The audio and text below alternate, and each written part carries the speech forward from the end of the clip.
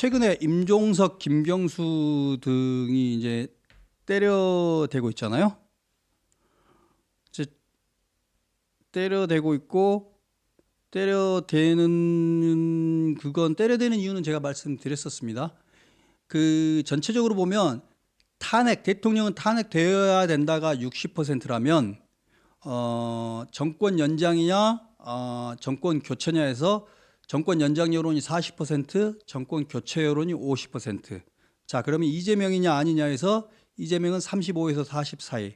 이렇게 갈수록 단계별로 툭 떨어집니다. 오승영 교수가 이런 식으로 말을 해놨던데, 즉 탄핵 심판 여론이 60임에도 불구하고 이재명의 여론은 35 정도에 그치는 이 상황 때문에 탄핵 심판 여론을 온전히 받아먹지 못하는 이재명의 확장의 한계 때문에 민주당 안에 여러 후보들이 나서고 있다, 이런 상황을 말씀을 드렸었죠.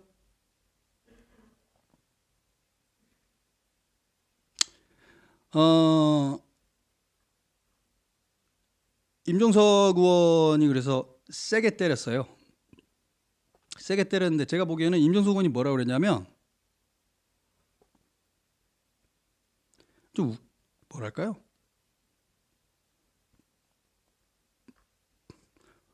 이재명은 반성했나, 그 이야기를 했습니다. 이재명은 반성했나? 이재명은 왜 충청도에서 표가 안 나오는지 아는가? 절실하게 통합과 연대에 적극적이었나? 제대로 된 공약이 있는가?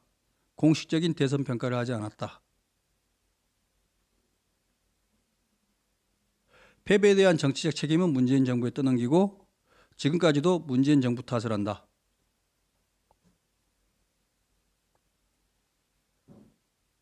임종석의 이재명 공격은 제가 보기에는 친문표를 자기 편으로 끌어오려고 하는 겁니다. 친문과 이재명을 갈라치기 하고 있는 겁니다.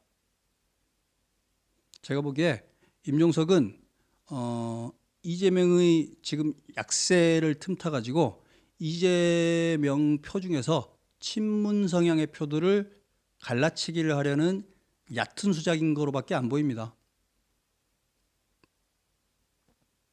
친문이 있나 봅니다, 메일꽃나님. 그 친문의 상당수가 친명이 됐습니다. 친명이 됐고, 친명이 된 사람 중에서 일부를 다시 가져오려는 노력을 할 수는 있습니다. 그래서 저는 임종석의 수도 얕은 수라고 생각하고요. 그런 얕은 수를 통해서라도 이재명을 공격을 하고 있다라는 그 기상 정도는 높이 사겠습니다.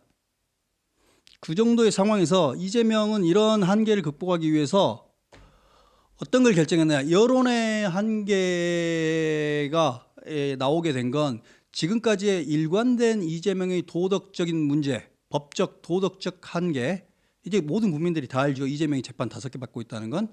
법적 도덕적 한계, 그리고 본인을 위해서 법을 바꾼다든지, 본인을 위해서 당헌을 바꾼다든지, 본인을 위해서 카톡 계엄령을 내린다든지, 이런 것들을 다 보고 있잖아요.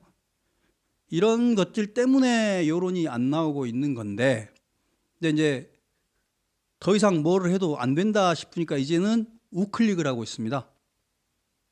그러니까 주 52시간 예외 반도체법을 수용하자. 근데 이것도 잘 생각해 보시면 우클릭인데요. 이게 일종의 우클릭입니다. 반도체 특별법이죠. 원래 이거 국민의힘이 주장하는 반도체 특별법과 관계된 겁니다. 국민의힘은 당장 이렇게 반발했습니다. 야, 당신 그럴 거였으면 진작에 우리 반도체 특별법 그거 찬성할 것이지, 그때는 안 하다가 이제 와서 무슨 소리? 바로 이렇게 나옵니다. 또 무슨 말이 있을까요? AI에 돈을 퍼붓자고 말을 했죠. 그럼 또 뭐라고 했을까요? 야, 작년에 정부 예산에 AI 예산 넣으라고 할 때는 안 넣더니 이제 와서 무슨 소리냐 라고 또 바로 또 국민의힘 쪽 정책위 의장이 또 바로 반발합니다. 다 자기가 과거에 잘 못했던 것들을 그냥 언론용 플레이만 하고 있는 겁니다. 이게 실제로 정책의 내용을 가지고 내실과 숙고를 거쳐서 만들어지는 게 아니고 그냥 행보입니다. 국민들에게 보여주기 행보. 우클릭 보여주기 행보예요. 실제로 체계적인 전환이 아니고 보여주기 행보입니다. 예를 들면 지난 대통령 선거 때 이재명 대표가 본인의 공약 패키지에서 기본소득을 뺐습니다. 기본소득 뺐어요. 근데 어떻게 됐습니까? 그 다음에 당대표가 되고 나서 당에 가장 역점적으로 만든 게 뭡니까? 기본소득위원 특별위원회 만들고요. 민주연구원에서 기본소득 연구합니다. 그리고 기본소득의 아버지라 할 만한 이한주를 지금 민주연구원장 앉혀놨죠. 이재명이 기본소득 버렸다고 믿는 사람이 있습니까? 이재명에게 말은 도대체 뭡니까? 약속은 도대체 뭡니까? 승리를 위해서 그냥 장식품인 거죠.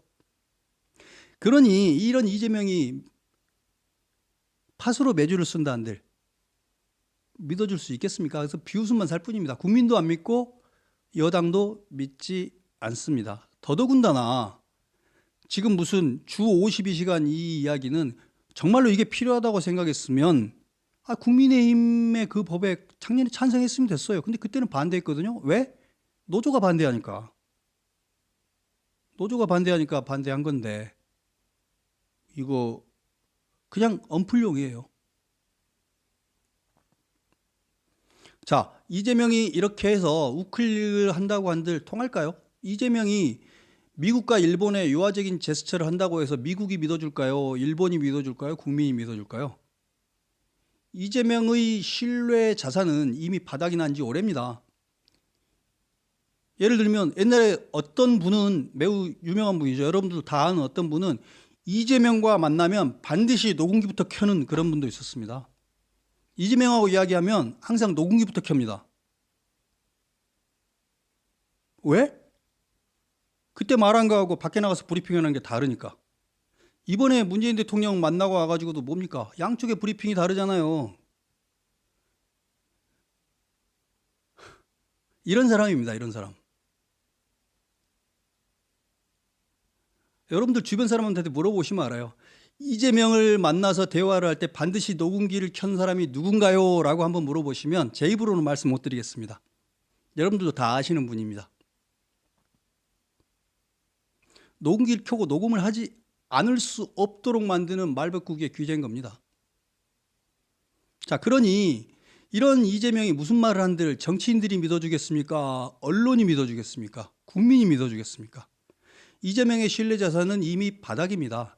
이재명은 신뢰로 살아온 사람이 아니고 이미지로 살아온 사람입니다. 이재명은 합니다. 이재명은 뭘 합니까? 뭔가를 할 것 같다라는 그 이미지 하나로 살아왔는데 너무나 많이 말을 바꿨고 말 바꾼 걸 누구나 다 봐버렸습니다.